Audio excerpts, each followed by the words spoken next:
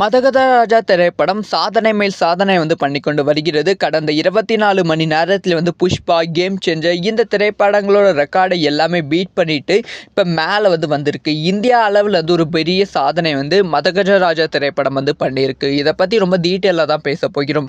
அதாவது 12 வருஷத்துக்கு முன்னாடி ரிலீஸ் ஆக வேண்டிய திரைப்படம் இப்போ ரிலீஸ் ஆகி மக்கள் மத்தியில் பாசிட்டிவான விமர்சனங்களை பெற்றுக்கொண்டு ஒரு பயங்கரமான சாதனைகள் படைத்து கொண்டு வருகிறது. இதனால் விஷால் ரசிகர்களும் முக்கியமாக மதகஜராஜா படக்குழு செம ஹாப்பியில் இருக்காங்க.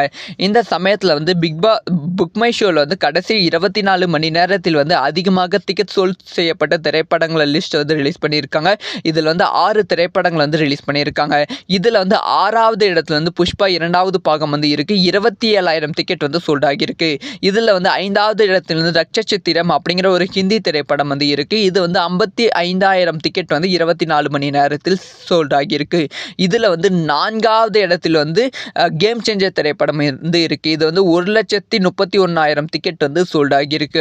இதில் 3வது இடத்தில் மதகஜராஜா திரைப்படம் இருக்கு. 1,66,000 டிக்கெட் சோல்ட் ஆகியிருக்கு.